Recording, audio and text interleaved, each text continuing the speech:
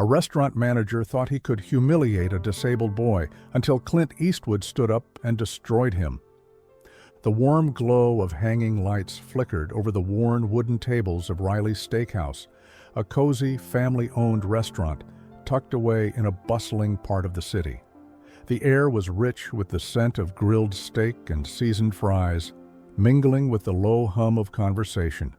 The dinner crowd had settled in, forks clinking against plates, murmured laughter weaving through the space. At the entrance, Sarah Parker pushed open the door, holding it steady as her 10-year-old son Tommy rolled himself forward in his wheelchair. His eyes sparkled with excitement, his small hands gripping the wheels tightly as he maneuvered inside. Tonight was a rare occasion, a night out, just the two of them. No doctor's appointments, no therapy sessions, just a normal dinner like any other family. "This place smells amazing," Tommy grinned, craning his neck to take in the atmosphere. Sarah smiled, kneeling slightly to straighten the jacket draped over his lap. "Told you it'd be special." She had saved up for this night. Tommy had been asking for weeks, and she finally had enough to make it happen.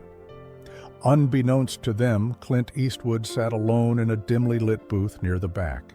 He stirred his coffee slowly, his sharp eyes scanning the restaurant out of habit, his weathered hands resting on the table. The legendary actor and director wasn't one for the spotlight, especially in places like this. He enjoyed quiet, simple meals, away from the constant noise of Hollywood. But his gaze lingered as Sarah and Tommy entered. Something in the boy's expression, pure joy at such a small outing, caught Clint's attention. Tommy's wheelchair bumped slightly against a chair leg as he adjusted, and heads subtly turned.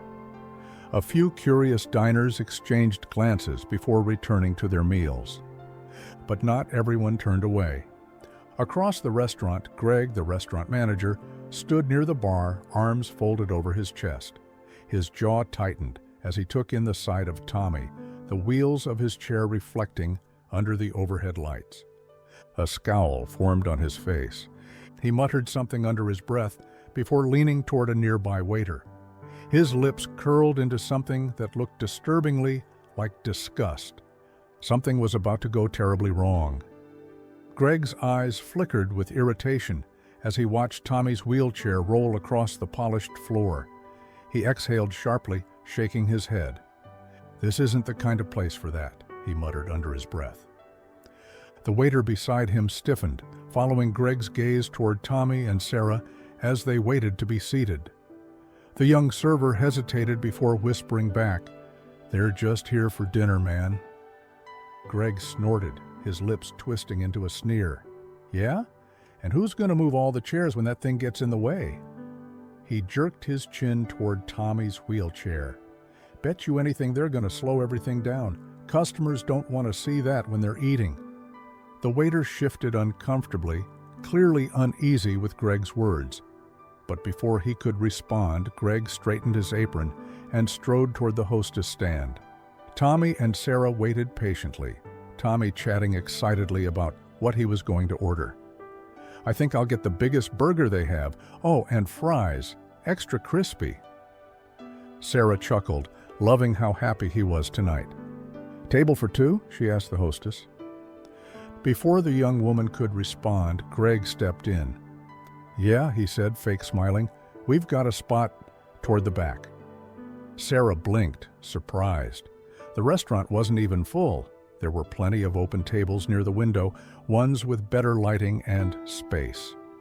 "Actually, could we sit near the front?" she asked, gesturing toward a free booth by the window. Greg's smile tightened. "That section is reserved for, priority guests."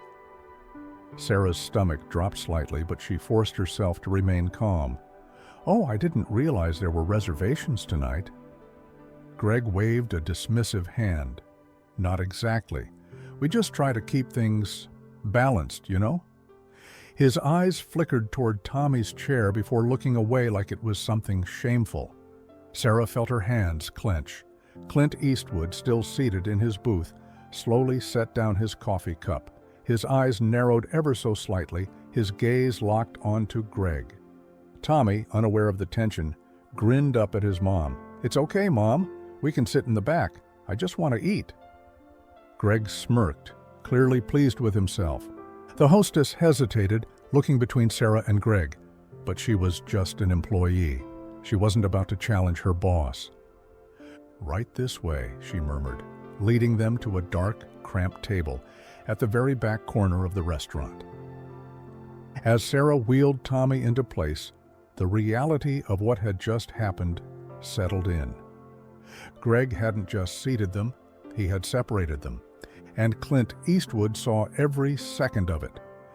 Tommy's fingers drummed lightly on the edge of the table, his usual excitement dimming as he glanced around the restaurant. Something felt off.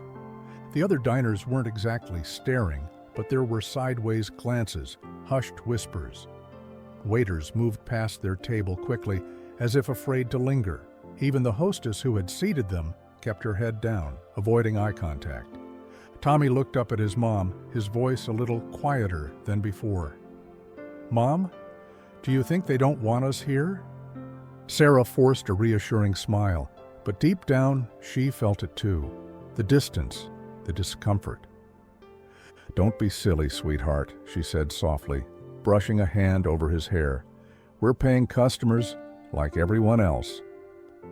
At that moment, a waiter hesitated near their table, notepad in hand. "Hi there," Sarah said warmly. "We're ready to order." But before the waiter could speak, Greg appeared beside him, his voice dripping with condescension. "Actually," Greg said, cutting Sarah off mid-sentence, "we have limited seating for situations like this." Sarah's stomach tightened. "Excuse me?" Greg gave a casual shrug, barely masking his irritation. "You know, space issues, special accommodations. We do our best, but, well, it's not always convenient for everyone." Tommy shifted uncomfortably in his chair, gripping his menu a little tighter. He understood what Greg was saying. Sarah's jaw clenched, but she kept her voice even. "All we want is dinner. That's not an inconvenience. That's what this place is for, isn't it?" Greg sighed dramatically. "Look, lady, you're lucky we're even able to fit you in tonight. If it were busier, well..." He let the sentence hang in the air, heavy with implication. From across the restaurant, Clint Eastwood took another slow sip of his coffee.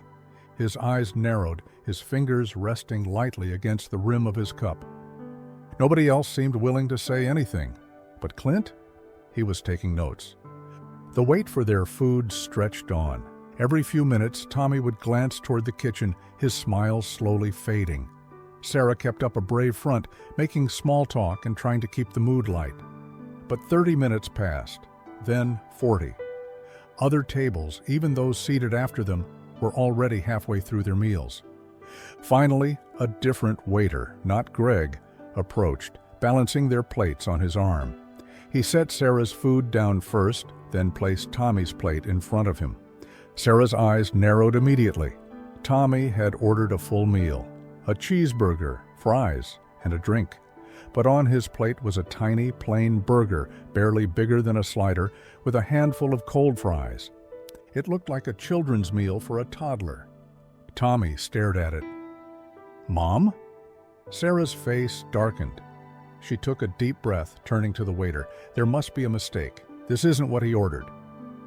Before the waiter could answer, Greg materialized once again, arms folded, a smug look on his face. "No mistake," he said. "We thought it'd be more appropriate." Sarah's eyes flashed. "Appropriate?" Greg gave a mocking smile, glancing down at Tommy. "Kids like him should be grateful we even serve them." The words hit the table like a gunshot. Tommy froze. Sarah gripped the edge of the table. The restaurant fell into complete silence.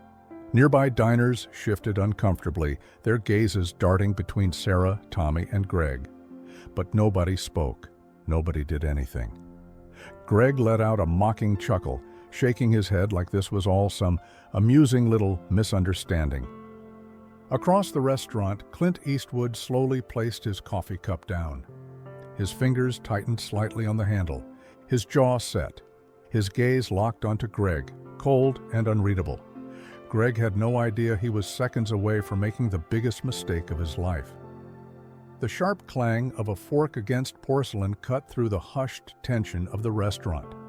Clint Eastwood, a legend known for his icy stare and unshakable presence, had just set his utensil down with slow, deliberate care.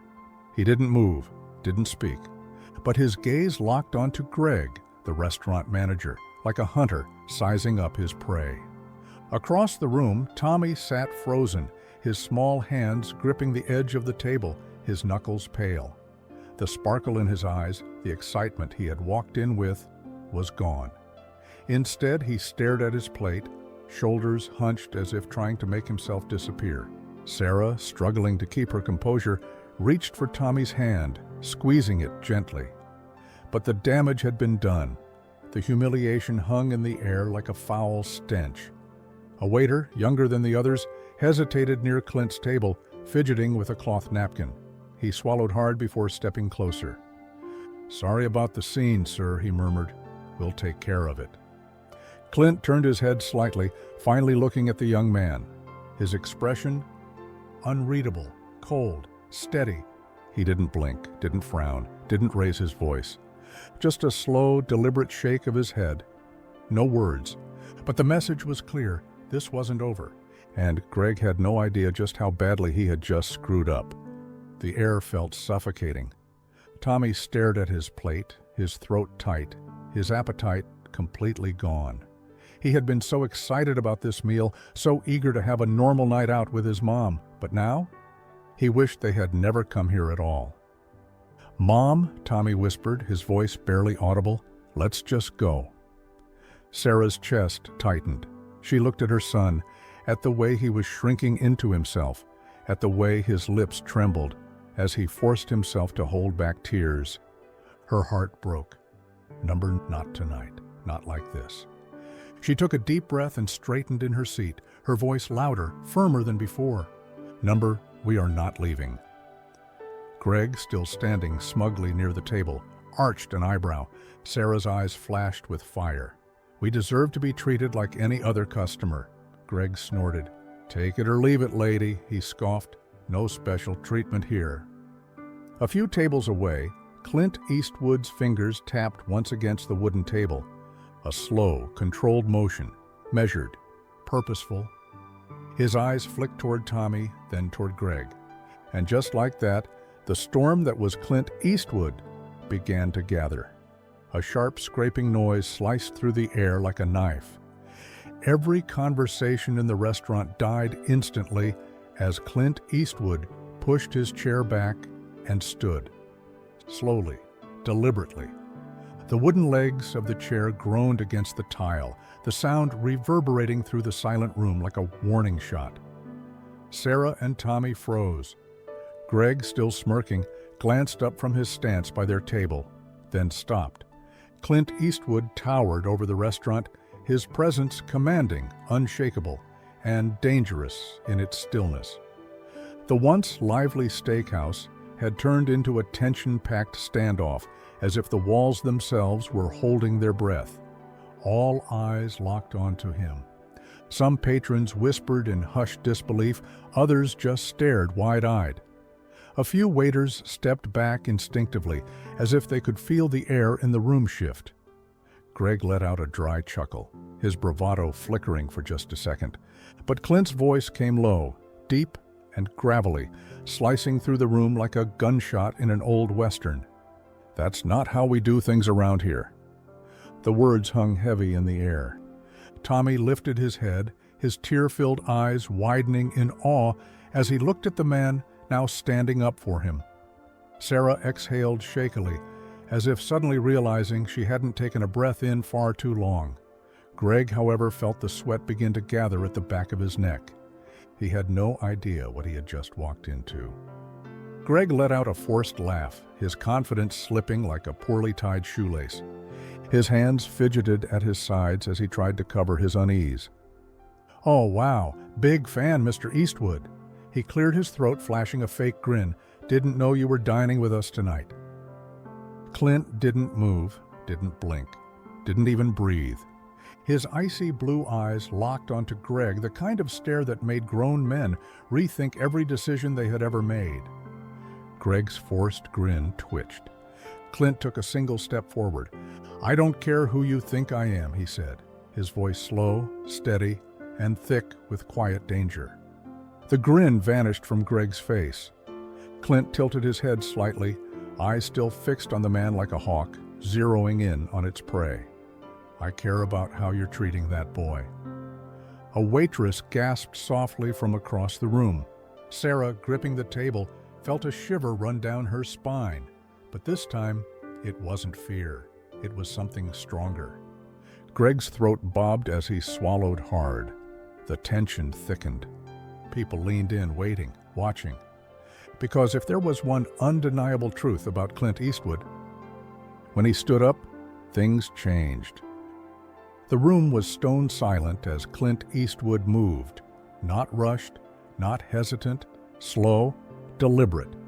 Each step he took echoed against the tile floor, his presence alone making the air feel thick. It was as if the entire restaurant had shrunk down to this moment. Greg stiffened, his cocky smirk fading with each inch Clint closed between them. But Clint wasn't looking at him anymore. He walked right past the trembling manager and toward Tommy's table. Then, with the same kind of reverence a cowboy would take before kneeling in front of a fallen comrade, Clint lowered himself down, one knee touching the floor beside Tommy's wheelchair. For the first time all night, Tommy wasn't looking down. He was looking at Clint Eastwood, and Clint was looking right back. "You deserve better than this, kid." The words weren't just spoken. They were delivered, like a promise, like a statement of fact. Tommy swallowed hard, his lip trembling as he tried to process what was happening. His whole life, people had talked over him, around him, through him. But now, a legend knelt before him, making sure he knew he was seen. Clint stood, turning now, his steely gaze locking back onto Greg like a rifle scope. His voice steady, but edged with something dangerous. "You think it's tough running a restaurant?" he asked. "Try walking through life with half the fight this kid has to put up with every single day." A waited pause. Greg's jaw clenched, his skin flushed red, but he didn't speak. Because what could he say? The entire restaurant was watching. The entire city might as well have been watching, and Greg wasn't the one in control anymore. The pressure in the room was unbearable. Waiters had stopped moving, customers barely breathed, and Greg? Greg was sweating. But still, he tried to fake his way out. He let out a forced laugh, shaking his head, as if all of this was some kind of joke. "Look," he chuckled nervously, running a hand through his hair. "It's just business, sir. We have a certain clientele to think about." A few people gasped quietly.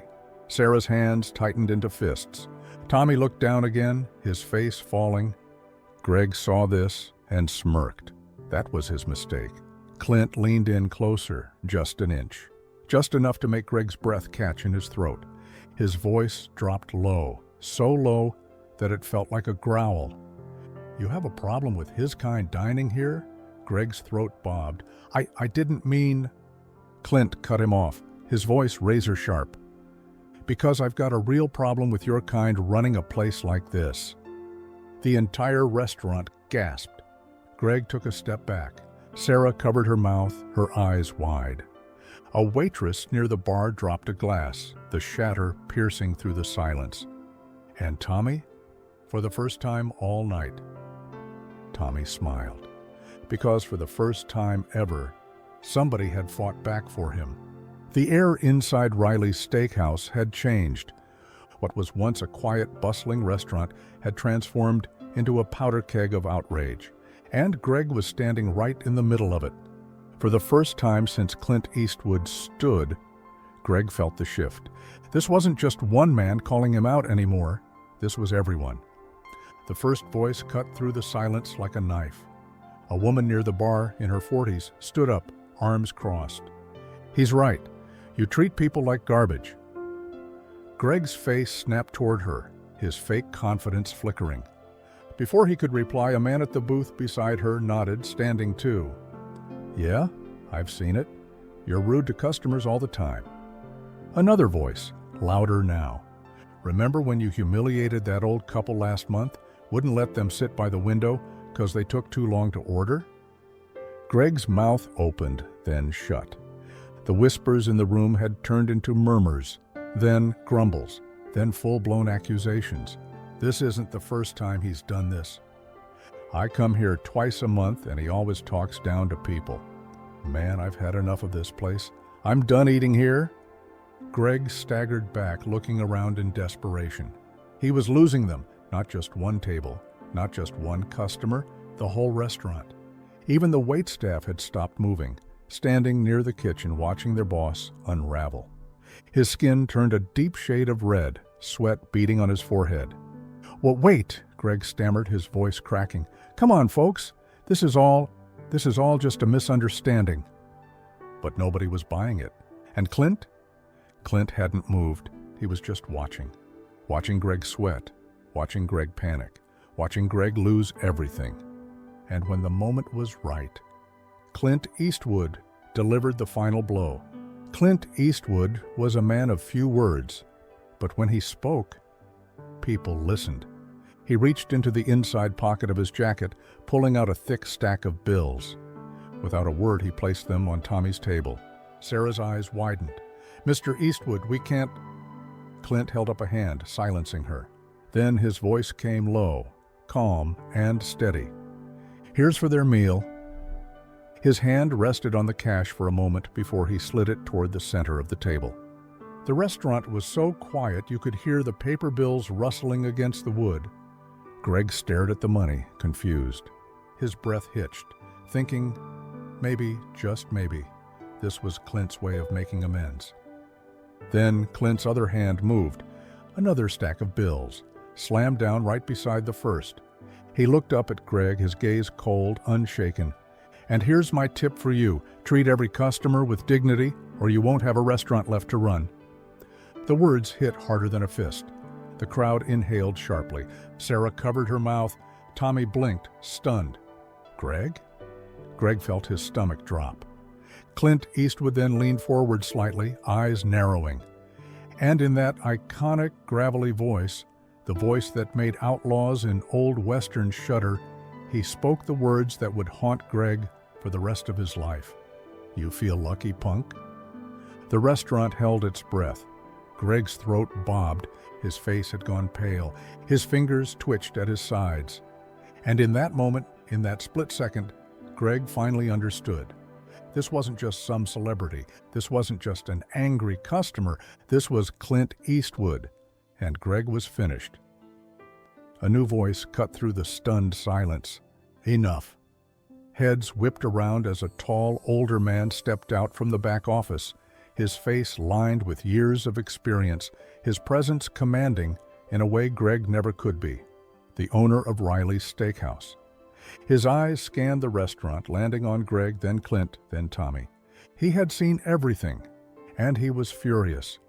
Greg straightened up quickly, trying to regain his fake composure. "Mr. Riley, hey, listen, it's not—" The owner raised a hand, and Greg shut up. The room was still. Then the words came, clear, sharp, unforgiving. "You're fired." A collective gasp rippled through the restaurant. Greg's face drained of color. What? "You heard me," Mr. Riley said, stepping forward. "I won't have a man like you representing my business." Greg looked around, desperate. He searched for any sign of sympathy, any ally. There was none. Even the waitstaff, the same people who had feared him for years, looked relieved. "But sir—" "Get out." Mr. Riley's voice was firm, final. Greg opened his mouth, then closed it. He let out a strangled sound before grabbing his apron, ripping it off, and storming toward the exit, as the door slammed shut behind him. The restaurant erupted. Applause thundered through the steakhouse. People cheered, some whistled. One woman even raised her wine glass. "To justice," she called. Sarah exhaled sharply, her hand over her chest, barely believing what had just happened. "Tommy?" Tommy just stared. Because for the first time in his life, somebody like Greg didn't win, and Clint Eastwood, he just stood there, unshaken, unmoved, a legend. The celebration settled into a warm, lingering energy. People smiled, waiters breathed easier. And at the center of it all, Tommy? He wiped at his eyes, still in shock. Sarah held his hand, her fingers trembling with emotion. Then Clint moved again. Not with the same slow, deliberate steps as before. This time, he lowered himself once more, right beside Tommy's wheelchair. The room quieted, and in that same calm, steady voice, Clint Eastwood spoke. "You're stronger than you know, kid." Tommy's breath hitched. Clint nodded, resting a firm hand on the boy's shoulder. "What happened tonight? It doesn't define you, but how you stand tall after it, that's what matters." Sarah let out a small sob, covering her mouth. Tommy stared into Clint's eyes, and for the first time that night, he smiled. A real, full, genuine smile. The kind that meant something. The kind that said, "I belong. I matter." A waiter came forward, clearing his throat. "Tommy, how about dessert? On the house?" Another customer stepped up, smiling. "I want to cover their next meal." A woman patted Sarah's shoulder. "You and your boy are always welcome here." One by one, people gathered around, offering words of kindness, encouragement, and solidarity. Tommy looked around, at his mother, at the people standing up for him, at Clint Eastwood, who had turned a night of shame into a night of victory. And in that moment, Tommy felt invincible. The mood inside Riley's Steakhouse had completely shifted. What had started as a night of cruelty and humiliation had become a celebration of justice, kindness, and standing up for what's right. And at the center of it all, Clint Eastwood. He didn't bask in the attention, didn't need applause. He simply sat back in his booth, sipping his coffee, watching as Sarah and Tommy finally ate their meal in peace. No rushing, no whispers, just a mother and her son sharing a meal with dignity. Across the restaurant, the new acting manager, a younger, more polite employee, took over Greg's position. He moved between tables, making sure everything ran smoothly. And when he passed by Clint's booth, he stopped. "Sir," he said quietly, clearing his throat, "I just wanted to say, what you did tonight, it meant something." Clint simply gave a small nod, his expression unreadable. But there was a hint of satisfaction in his eyes. He set his empty coffee cup down, folded his napkin, and stood up once more. This time, there was no tension, no fear, only respect. As he made his way toward the exit, Clint paused by Tommy's table one last time. The boy looked up at him, eyes filled with something new, not just admiration, not just gratitude, confidence. Clint gave him one last nod. Then, in that effortless, legendary way of his, he tipped his hat and winked. Tommy beamed. Sarah's eyes glistened. Then Clint turned, pushed open the door, and walked out into the night. His words, low and steady, lingered in the air as he disappeared into the city. Respect is earned by how you treat others, and tonight we all learned a lesson. This story was intense, but this story on the right-hand side is even more insane.